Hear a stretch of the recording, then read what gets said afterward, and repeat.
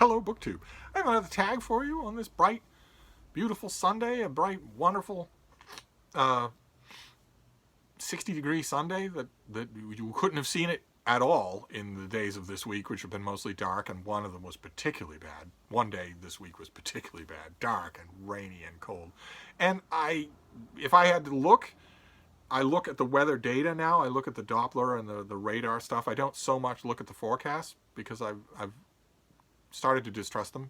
A lot of times I see forecasts skewing for catastrophism just for clicks. And once you do that, you've lost me forever. So I mainly look at the data. I'm no meteorologist, but I look at the data to see, if there's a gigantic storm system that's the whole length of the country and it's headed to New England, you can see that and there's very little chance that New England will avoid that. I mostly do that, and when I look at that, I think there's a week of rain coming. So I took advantage of today. Today was beautiful. But I'm also working my way through tags.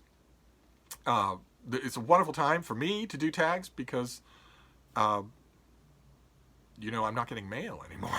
And I have a backload of tags anyway, all of which are fascinating.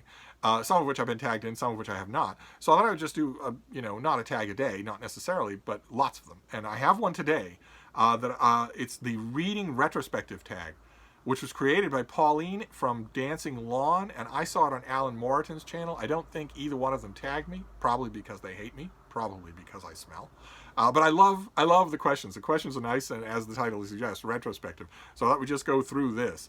And question number 1 is, which book you read this year would you recommend to anyone, and why? And I mentioned the other day that this is a problem with me, can be a problem with me. I exist to recommend books. That's why I read them. That's why I write about them. I like to condemn bounders and get them thrown out of the club. Of course I do. If a book is an obvious fraud, I like to rip it apart. But I also like to assess flaws in a book, especially a big profile book, so that if the flaw is the kind of thing that's a deal breaker for you, you'll know that it's there, and you might not see that in a more diplomatic reviewer. But mainly I exist to recommend things. I want to pass along the really good bits of the vast ocean, 500,000 new books per year that come out. I want to recommend the ones that I see, that I read, that are well worth your time to do. But there are different kinds of recommendations. Just yesterday I was talking about 2 of the best books that I've read this year. Larry Kramer's book, The Brutality of Fact, and The Mirror and the Light by Hilary Mantel. Now, both of them are brilliant in their own way, and therefore both of them are recommendations, but I can't just wholeheartedly recommend them because in both cases you have to be ready. You don't have to read the first volume in Larry Kramer's duology of big fat novels, but you have to be ready to read 700 pages of bitter prose about the AIDS epidemic, and you might not want to do that. And The Mirror and the Light, I think it's a brilliant novel, but I'm not sure how it stands on its own. I'm not sure how off-putting it would be if you hadn't read Wolf Hall and Bring Up the Bodies. Same thing with a gigantic annotated scholarly edition of the Essential Works of Thomas More. That also was a 2020 book. It was the first book I reviewed in 2020. I love it. I'm still digging around in it, but I don't know who I could recommend it to. I do know who I could recommend it to. It couldn't be everybody. Somebody says, I'm looking for a really great book. It is a great volume, but I couldn't recommend it to everybody. It's enormously expensive, and it's for people who are already interested in Renaissance and especially Thomas More writing. So you know what I mean. Most of the really great books that I have read so far in 2020 are not all-purpose recommendations. I live for all-purpose recommendations. I love them, and they will happen. I will encounter them in 2020. I have an eye on a couple that I think I know what they will be if they turn out to be well done. When it comes to this book, recommend to anyone and why, it's tricky. I haven't had many of those in 2020. The closest that I come is Francesca Wade's book Square Haunting, which is nonfiction, so right away I'm dispossessing half the people that I would recommend it to. Because a lot of people just won't read nonfiction, no matter what Olive and I can do to tell you that you're missing the best part of reading it. A lot of people just won't do it. But it's a series of biographies of 5 writers, 5 women, who at one point or another lived in the same small geographic area in London in the early part of the 20th century. And the mini-potted biographies of those women, most famous of which is Virginia Woolf, are wonderful, absolutely wonderful. But also the meditations on what it was like to be a woman, living on your pen, living by your art at a time when that was not accepted, when that was not common. makes it possible for me to recommend square haunting to virtually anybody, provided you... It's not an all-purpose recommendation, like will come, but it's a big one. Most people, I think, if they started this book, would love it. If, for instance, on your e-reader, we're all reading e-readers now. We can't go to bookstores. If you were to download a sample, a lot of Amazon and Barnes & Noble and whatnot, Kobo, will allow you a sample of something. I've noticed that nonfiction books tend to allow you a little more of a sample, 30 pages instead of 15, something like that. I use as a metric of my own for ebooks when I have not had the physical copy. If I download a sample of a book and I read it on my iPad or whatever device I'm using, and I get to the end of the sample and I very much want to read the next page, I feel that lurch where this is the end of your sample. Oh no, I want to read more. If I get to the end of the sample, I'm thinking, I guess my sample's over. Oh well, look at the time. Then I've read enough. But if I get to the end of the sample and I want to read more, especially if it's self-published electronic books, people that don't have a physical copy, aren't with a major publisher, if I get to the end of the sample and my first impulse is I want to read more of this, then I buy it. That's the yardstick that I use. Whether you use that yardstick or not, I firmly believe that if you download the sample of Square Haunting and read it, when you get to the end of that sample, you will be hooked. Whether you typically read nonfiction or not, I believe you will be. So that's going to count for now. It's not wholehearted. It's not World War Z, but it'll do for now. Question number 2 is, which book you read this year taught you something new? I read a lot of nonfiction. I read a lot of fiction too. I read more fiction than the people whose job it is to read only fiction. But I read a lot of nonfiction. And as you've seen on this channel, I try to learn from everything that I read. If I go into nonfiction, even if it's nonfiction about something that I know really, really, really well, if some first-year professor at some corn-fed university decides to write a biography of Samuel Adams, well, I applaud it. I absolutely applaud the effort, and I hope that it gets a big audience. But they're not going to read any primary sources that I haven't read. They're not going to have any thoughts on Samuel Adams that I haven't had. They're not going to read any secondary sources, any of the 10 biographies that they should read. Some of them, sometimes, they'll write their biography of Samuel Adams in 2018. They won't have read some of those older biographies, and I have. Not only read them, but studied them.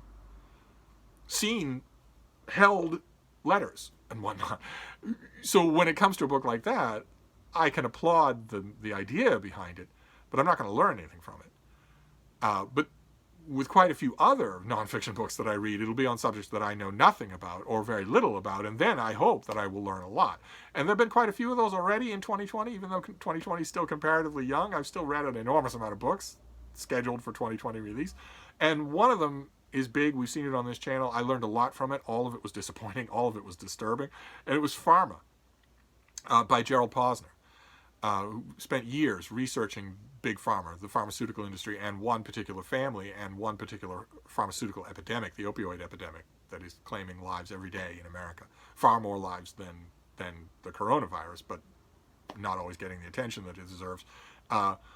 And Pharma is fantastic. It's just, Gerald Posner is just great. He's a fantastic writer. He's a fantastic researcher. He got lots of confidential proprietary information that helped with this book, really sets this book apart from any other look at the subject. I learned a lot about Big Pharma. I already knew a little of what was in the book because I have a contact at GlaxoSmithKline, which you may never have heard of, even though it rules your life.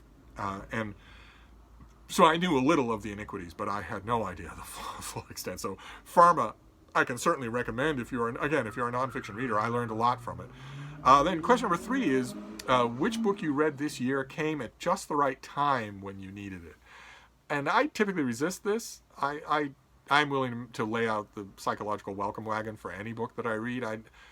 Sometimes it will happen that a book will surprise me by happening at just the right time, where I read it and then I finish and think, boy, I didn't realize how much I needed something like that. It's almost always kids' picture books that are like that. Almost always. That is the reaction that I have.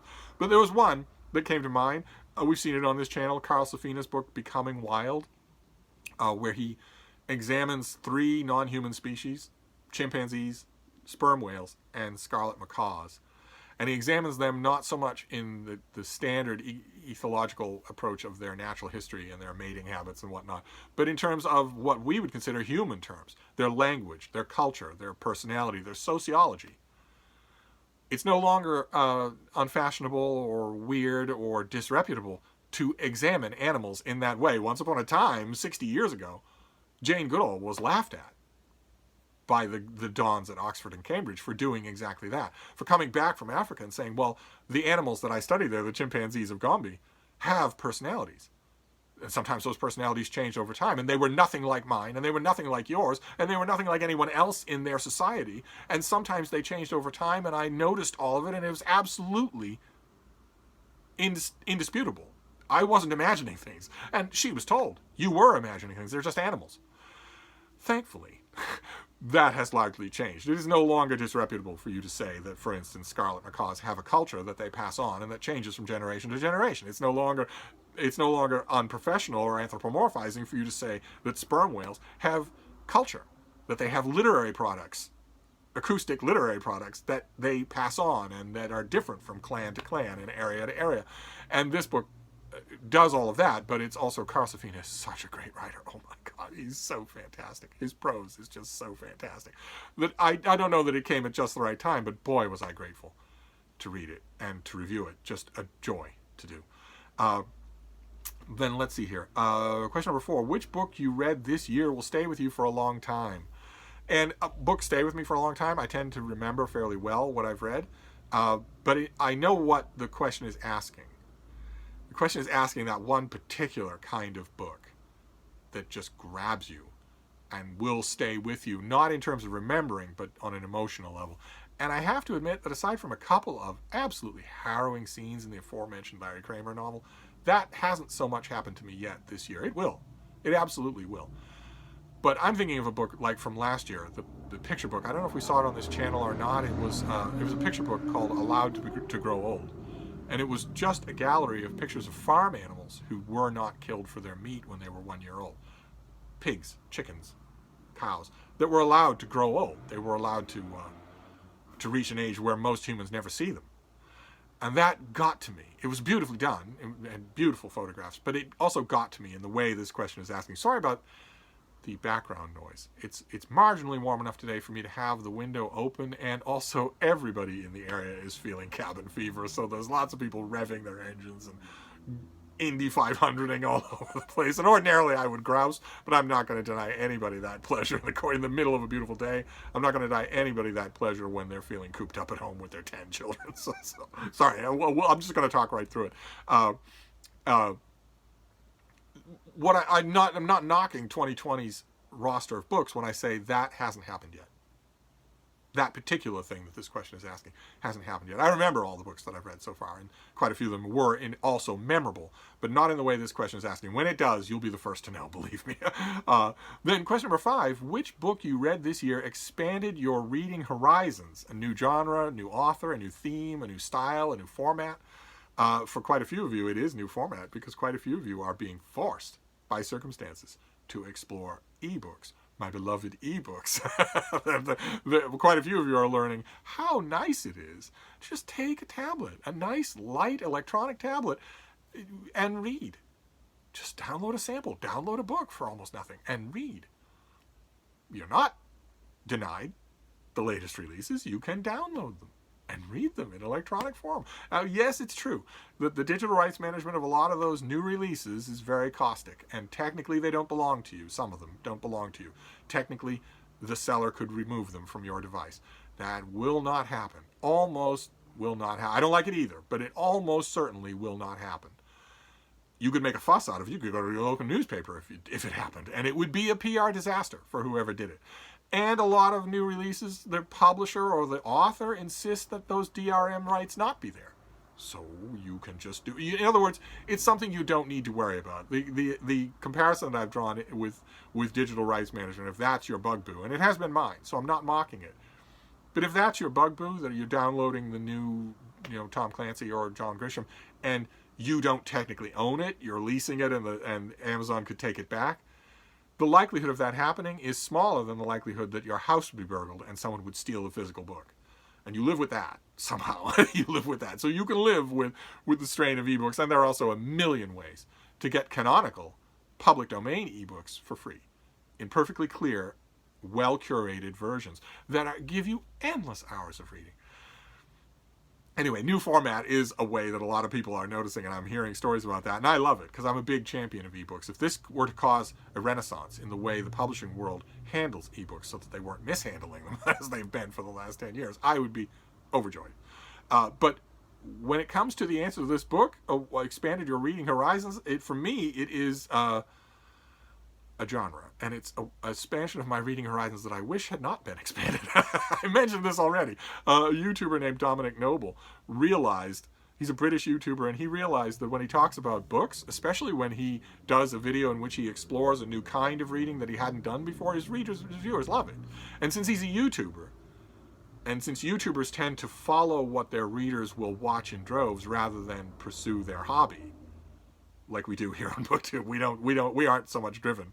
Those of us in our little corner of Booktube, there are Booktubers who do this, but in our little corner of Booktuber, we follow our passions and hope that all of our friends come along. But YouTubers, actual YouTubers, will try everything under the sun on their channel, and whatever gets a response, they will then do more of, because it's their livelihood. They're making money every week on it. So, and he was one of those, and he started talking about certain kinds of books and got a response. And one of the kinds of books that he talked about, I've mentioned on this channel. It's called the Omegaverse. And it's an imaginative world, an imaginative framework, concept, in which there are three types of men. There are omegas, or there are alphas. And the alphas are bigger, stronger, beautiful. They're the chads of this world. And then there are betas, and those are normal men with knock knees and double chins and receding hairlines, just normal people. And then there are omegas, who are a secondary tier of men who can get pregnant and deliver babies to term. And in the Omegaverse, in other words, you don't, as Dominic Noble in his video, he quotes from Monty Python's The Life of Brian, "Are there any women here?" This is an imaginative world. You can have Westerns in the Omegaverse, science fiction, dystopian fiction, ordinary bed and breakfast romances. You can have it all. But in this imaginative world, there is no actual need for women at all, because it can be gay love straight across the board. So it's gay love, gay lust, gay parenting, without ever needing to have a woman character involved, because there's a kind of man who can get pregnant. And I saw that video on Dominic Noble's channel. It was the first I'd ever learned about the Omegaverse, and I dug in. I then did the inadvisable and went and looked at some of these things. Some of them are free ebooks, so I read a few Omegaverse novels and started to get the lay of the land, no pun intended, for the rest of it. And I kind of wish I hadn't. I kind of wish I had. Now, of course, in something like this, in what is basically a subgenre of smut, of pornography, you're never going to get great prose. It's going to happen once in a blue moon. And that's true not just with the Omegaverse, but with anything, shape-shifting, romance, hockey, romance, whatever it is. The prose isn't going to be great. You're going to be reading it purely for the story, purely for the just the what happened next demonic level. Those of you who think I'm saying demonic when I say that, I'm not. I'm saying D-E-M-O-T-I-C. When you're reading it you read this stuff for that level. You're not reading it for any kind of literary quality. So you really have to have spare reading time. I do. I read very fast, and I read all the time. So for me, it's acceptable. I'm not sure that it would be quite acceptable for someone who's crawling along reading speed, who has very little reading time because they have a family and a job and whatnot. Your time's probably better spent reading Dickens or Trollope. But I explored the Omegaverse, and I kind of wish I hadn't. Because boy, oh boy, despite the varying levels of literary ability, some of these writers are much better than others, and despite the varying levels of interest in what they do with the Omegaverse concept, some of them don't care about it at all. They just want to tell a story, and they're setting it there because that way they can have no women. Despite any of those variations, the more I read in the Omegaverse universe, the more of a misogynistic vibe I got off it. Now, some of you are probably saying, duh, because if your intention from the beginning is to write women out of existence completely. But that wouldn't do it. The misogyny for me, the whiff of misogyny, sometimes the full-blown aroma of misogyny that was coming off these books, wasn't so much that women were no longer needed for procreation. It was that the idea lurking in the background of a lot of these books is that that's the only reason you would ever have a woman in a book. And that if you remove that, you don't need to have any women characters anymore. Or they can be simpletons or NPCs. And when you think about it for a minute, that's as profoundly misogynistic as anything that you're going to find in the pickup artist realm.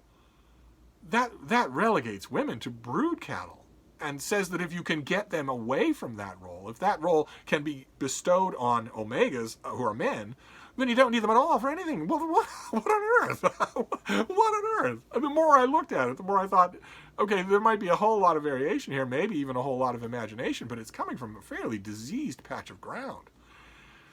So I may not read anymore in the Omegaverse, but it definitely counts as something that expanded my horizons in 2020. I'm just hoping the next thing that expands my reading horizons is a little bit better, something I enjoy a little bit more. I advise you maybe to watch Dominic Noble's video on the subject, although you should keep in mind that he cusses. It's not family-friendly vocabulary. I myself try always to be family-friendly because I've heard from so many of you that you watch my videos with kids in the room. I've been absolutely warmed in the cockles of my transplanted rhesus monkey heart to know from so many of you that your kids look forward to watching my videos, even though they don't understand anything of what I'm talking about. They just like the weird old guy with eyebrows that go up and down like that. I like seeing Frida from time to time. I'm very conscious of that, and also I think that profanity is using profanity in order to emphasize a point or whatever is a sign of the weakness of your grip on the language. So I don't do it myself. I'm not being censorious about it. Dominic Noble does. So if you're going to watch his video, you should be aware of that. Maybe I'll leave a link to his video, but just so long as you're aware of the fact that he's talking to adults about very adult subject matter. So you advise accordingly. Then let's see here. Question number 6 is, what bookish things did you particularly enjoy doing or purchasing or using this year? And my answer is sad. Because when I was looking at this question, I realized that I can actually talk about the last book I bought at the Brattle. Not the last book I bought until I go again, but maybe the last book ever. Is the Brattle going to reopen? There's a great used bookstore here in Boston. Are they going to reopen? Is it ever going to be the same? Is the world like that ever going to be the same? I am right now operating under the Irish Catholic assumption that it will not. That things will never go back to normal, and that I will never go to the Brattle bookshop again. It's been so long since I was in Boston proper. I live in a leafy sort of outer borough that I love deeply, but I used to go into Boston virtually every day. I don't anymore. It's been so long.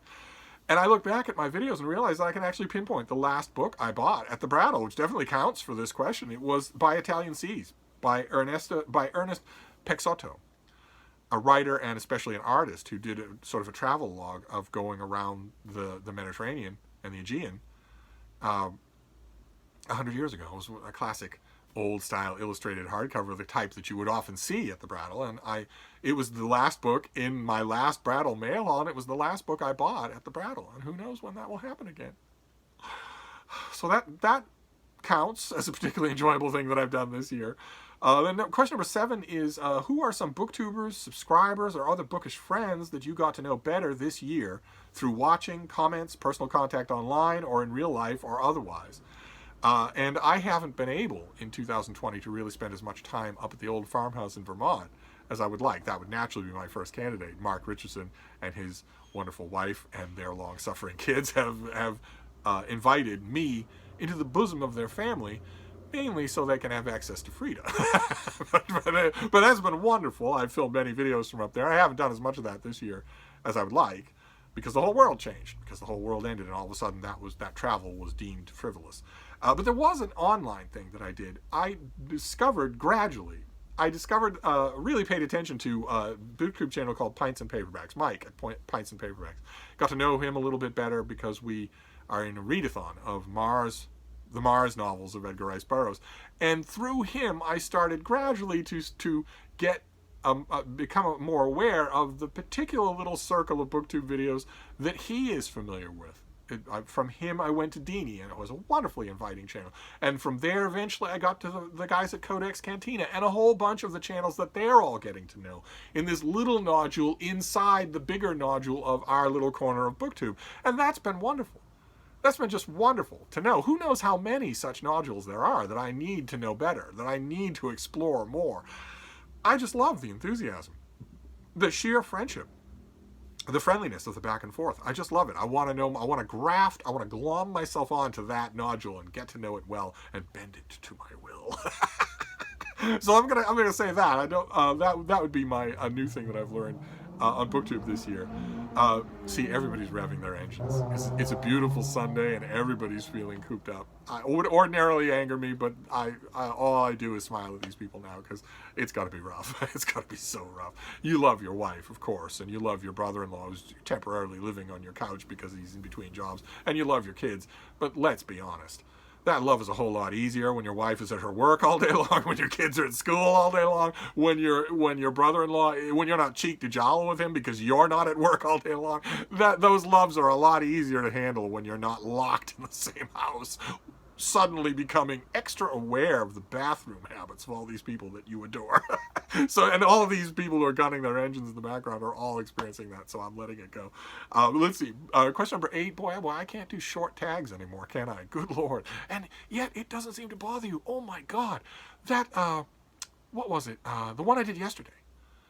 I forget the name of it. But it went on at great length. And oh my God, you people loved it. I'm getting so many emails about that tag. I don't know what it is. People saying, oh my God, that was one of my favorite videos of yours that I've ever seen, including some people who've watched thousands of videos of mine. I don't know what it was, but obviously this tag's not going to be any shorter. We're wrapping it up. We're getting towards the end. A couple of you have suggested that my tags are a little more digressive because I don't have any mail anymore. I like to think I'm not that shallow. But anyway, question number 8. What Booktube videos did you particularly enjoy this year? Now, this is a tough one. Impossibly tough, because I watch a ton of YouTube videos. A ton. It's mostly what I watch a lot of YouTube. I watch a lot outside the Booktube ecosystem. And I watch a lot of Booktube videos from people who hate me, who consider me Satan, who wouldn't, if they could, would stop me from watching their videos. Even after all this time. I'm not claiming to be a saint, but I'm not Satan. You only have to watch one video. You only have to actually watch one video of mine instead of just hating me on what you've heard from somebody else in a rumor monger of Mean Girls in a high school cafeteria. If you watch even one video, I feel certain you will see a normal person that you might even end up liking. But nevertheless, I watch plenty of YouTube videos from people with 40, 50, 60, 100,000 subscribers. People who would never acknowledge me in their comments field, would never acknowledge that I exist, and have been told they have to dislike me. But I watch a lot of YouTube videos that are outside of Booktube. But mainly I watch Booktube, a huge amount of Booktube. So narrowing the field, I tried to narrow the field a bit. Let's see here. I jotted down some things. Shawn the Book Maniac, for instance, did a heartbreaking video called When Reading Recedes, about the very beginning of the general communal shock of the coronavirus. What happens when this stops being an item in the news and starts being real in your neighborhood? And Shawn noticed at that time, fortunately it was temporary, and it's been temporary with most of you, but at the beginning of that time, reading did not do it. Reading receded. It went away. And it shocked a lot of you because you had been expecting that when you needed solace, reading would be the number one thing that would be there. I made a couple of videos saying, don't worry, you're in shock now, and that's the only reason this is happening. Reading will not desert you. It will come back. Give it a little time. And I've been happy to see that has been true, even with Shawn, that reading has returned. But that video was very touching. What else do I have here? Bill Rutenberg from the Rutenberg Library did a very quick video of just him showing he got, same as the rest of us, he got a late April snowstorm. And he showed his backyard in Iowa, and it was just horrifying to think that it was happening in the spring. Let's see here. Who else do I have here? Sue Moro has done a couple of videos where she just films. She has a very old, very sweet dog named Skippy, who is the elder statesman of Booktube. And every once in a while, Sue will just film Skippy outside. And Skippy's senses are dimming, and Skippy is not able to skip along the ground as easily as once upon a time she could. And I know this period perfectly well. I have been there so many times, including on Booktube. Sue is in that perfect position where her dogs like this who've never had want that wasn't met by their owner, that have been loved their whole life every day. Dogs like that, when they reach a certain age, when they reach old age, become angelic. They just become the sweetest, most pure things. And you're in that beautiful period where you're caring for them and cuddling with them and playing with them, and they can't do anywhere near as much as they once could. But they are in that pure point. They are purely themselves. And then there follows two other stages. The stage that follows that is caretaking, where suddenly it's not just that they're very old, it's that they're starting to ail. They're starting to be ailing. And you have to shift to watching out for them in addition to just loving the daylights out of them. And then the stage after that is when they're dying. And then you're with them all the time. You're hovering all the time. And a freight train is coming towards you, and you're standing on the tracks, and you know that it's coming, and you know what it's going to feel like, and you can't get off the tracks. You just have to go through it. That's all. It's just coming your way. There's no way to avoid it, and you just have to go through it. And unlike so many other experiences that I've had with dogs, I actually went through that on Booktube. When I started Booktube, I had two old dogs who were in that angelic, well, one of them was in that angelic period. One of my old dogs at the time, I had a Basset Hound, who was also effing insane. She actually was Mary Todd Lincoln. She heard voices. So she never actually became angelic, but she was still nevertheless sweet when she was in one of her 15 personalities. But my other dog, my pointer, was as sweet as an angel as could possibly be. And I went through the period where they shifted into ailing and I became a caretaker, and then they shifted into dying.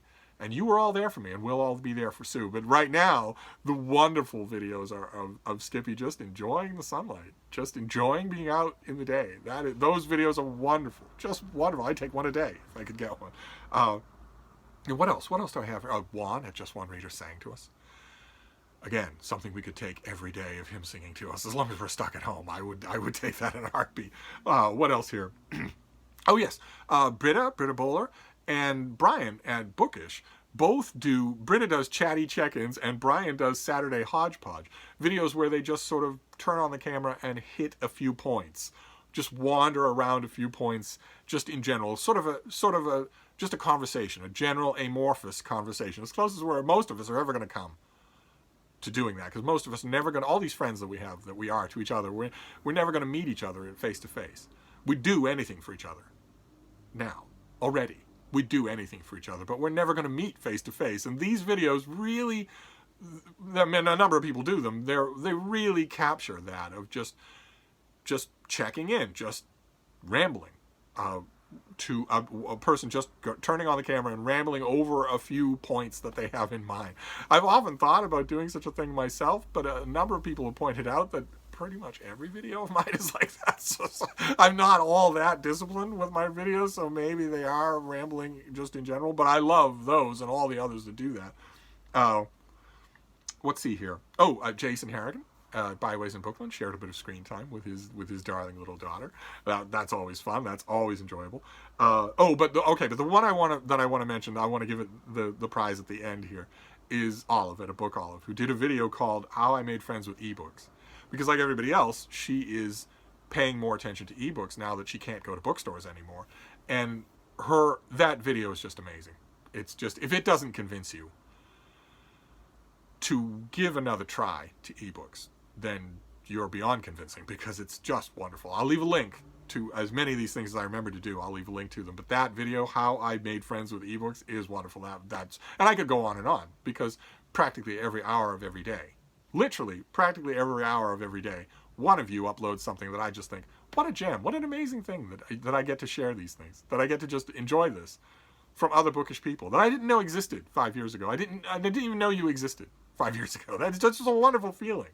But anyway, then we move on to question number 10, or number 9. Did you discover a new all-time favorite book in 2020? I have not so far. Now, of course, my all-time favorite books are not changing. They are beyond the whim of any year. But I know what this question means, and that has not happened yet because it's too soon. I've encountered a number of books that I've absolutely loved, but that's going to shift and change. That furniture is going to move around in the course of 2020, so not yet. You'll be the first to know. We'll be talking about it in the course of 2020. And then question number 10 is tag your favorite bookish people. And I know what this question means, but unfortunately, most of my favorite bookish people are not on Booktube and don't watch it and don't understand why I do it. They don't trust it at all. They don't know anything about it whatsoever, except that they have now heard it for 4 years from me. And most of those bookish people I was the only channel that they've ever watched, because they already knew me.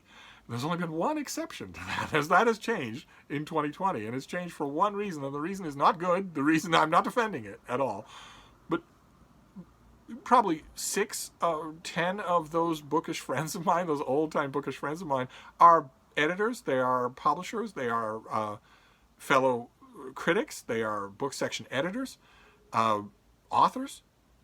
A handful of those people now watch one other booktuber. They watch Olive at a book hall. And the reason why is totally wrong. She became real to them once I could say, yeah, she reviews for the Pittsburgh Post-Gazette. A really good local newspaper, really solid. There's money there. There's a ton of subscribers. She writes for an audience of 250,000 people with every book review, at least.